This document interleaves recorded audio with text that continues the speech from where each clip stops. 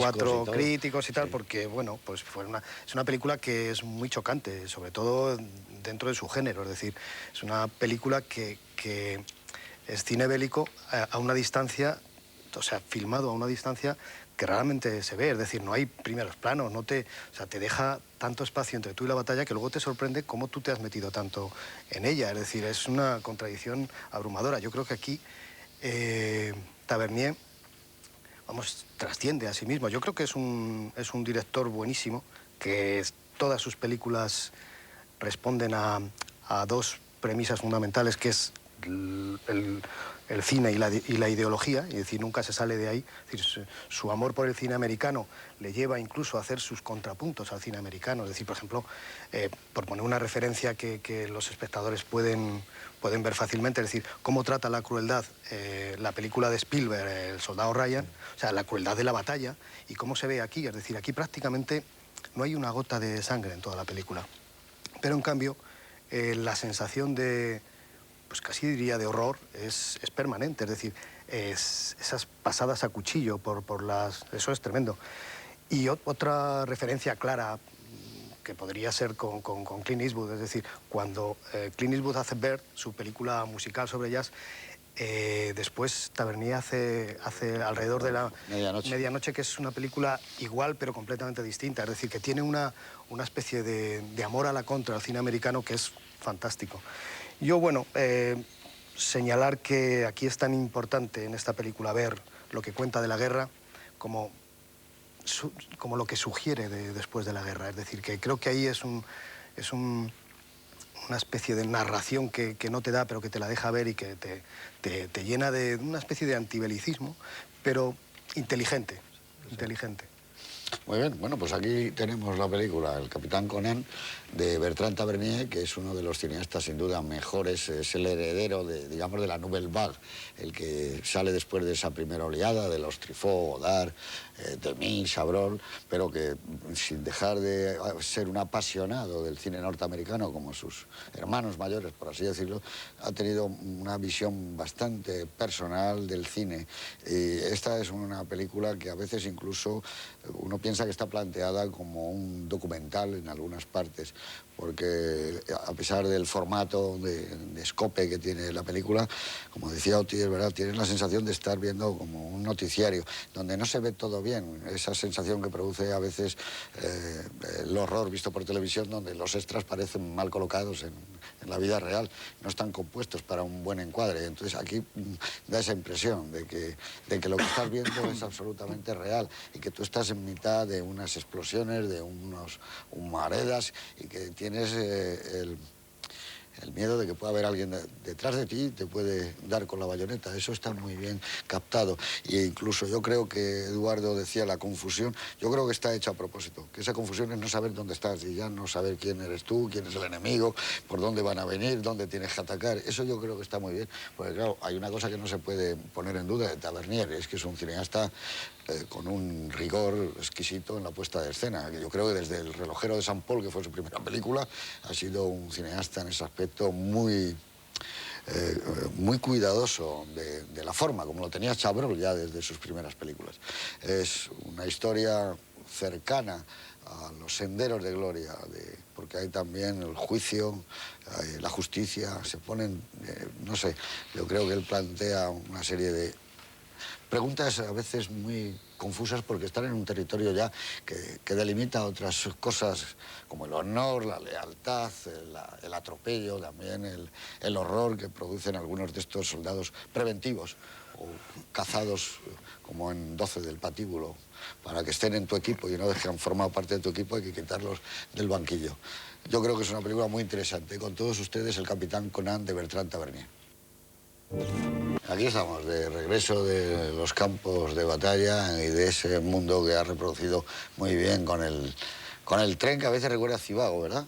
El tren tiene toques de la película de David Lean. Es del año 1996, muy reciente, prácticamente nada, y bueno, pues indicar quizá uno de los acontecimientos fue la Olimpiada que hubo en en Atlanta, en Estados Unidos, y cuya víspera, como saben ustedes, un avión de la TUA con 200 y pico pasajeros se desplomó en Long Island, que fue también muy controvertida esa Olimpiada, pero bueno, que estamos prácticamente al lado. Tanto es así que Oti puede recordar perfectamente cuando la película se pasó en el Festival de San Sebastián de ese año. Así que si os parece vamos a entrar en la película. Es una película muy reciente, claro. Es una, no sé, Tavernier ha podido hacer desde entonces 4 películas, creo que no ha hecho más, ¿no? Bueno, que no está mal. Ha trabajado algunas cosas en televisión que no se han visto y está Ha hecho una Hoy película que ha empieza tenido... todo, Hoy empieza todo, que también estuvo en San Sebastián, y Salvoconducto. Que estaba muy bien porque además levantó bastante polémica en Francia, porque en Salvoconducto se cuestiona bastante el papel de la resistencia, ¿no? Ya sabes que hay toda una corriente ahora de historiografía en Francia en la que empiezan ya a reconocer públicamente que, bueno, esto de la resistencia se ha magnificado desde el punto de vista épico de la victoria de la Segunda Guerra Mundial, pero que, bueno, buena parte del país estaba con Vichy y estaba, no sé si tan feliz, pero no tan inquieto como podría ser. O sea que en el fondo lo que te vienen a contar, él hace en Salvoconducto pues un espléndido retrato de lo que era no ya el colaboracionismo militante, sino el colaboracionismo, digamos, ciudadano ante una situación política y militar como la que se encuentra, ¿no? Y eso levantó ampollas, no te puedes ni imaginar, ¿eh? Fue muy polémico. Es que, como dices tú, Fernando, hay una parte mítica por el cine, de la resistencia, por las películas,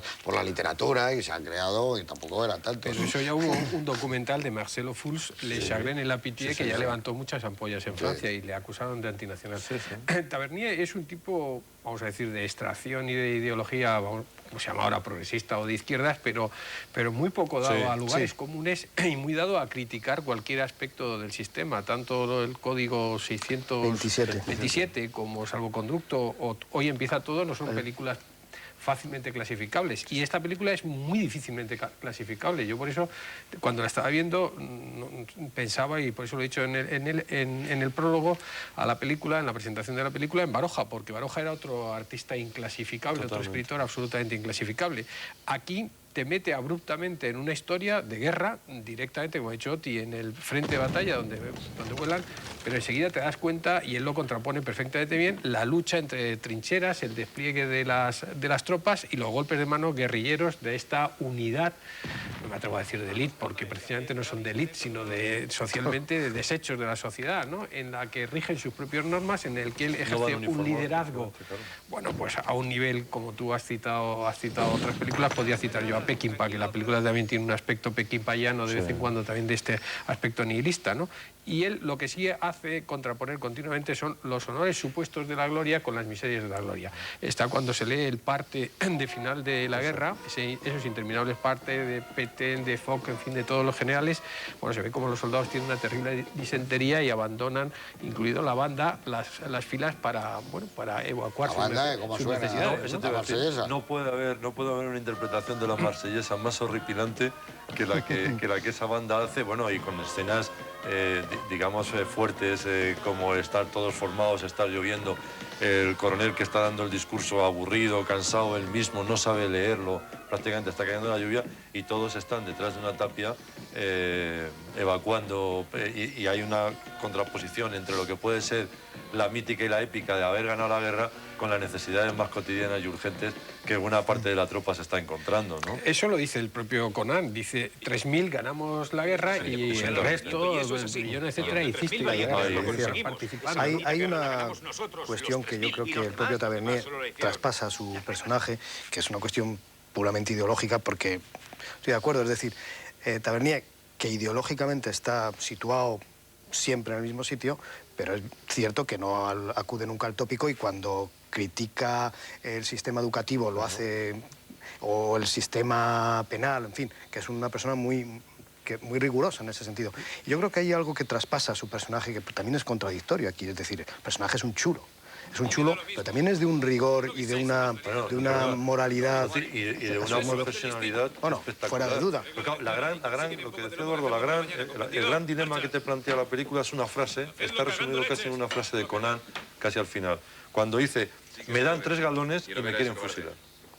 Es decir, por un lado reconocen mis Sí, sí. méritos militares porque yo les he hecho ganar la guerra con mi gente, con lo peor de la sociedad, pero les hemos hecho ganar la guerra. Porque los pero malos soldados son los buenos soldados. Exactamente. que Pero los buenos él- soldados son malos soldados. Claro. Él- Y en cambio, si te Él das certifica su filosofía, con me parece que lo habías señalado tú al principio, y es decir, una cosa es ser guerrero y otra cosa es ser soldado. No tiene nada que ver, es como la diferencia que hay entre un perro y un perro lobo. Es decir, fíjate, no tiene nada que ver. en la profesionalidad. Eso La discusión que tiene con, me parece que es el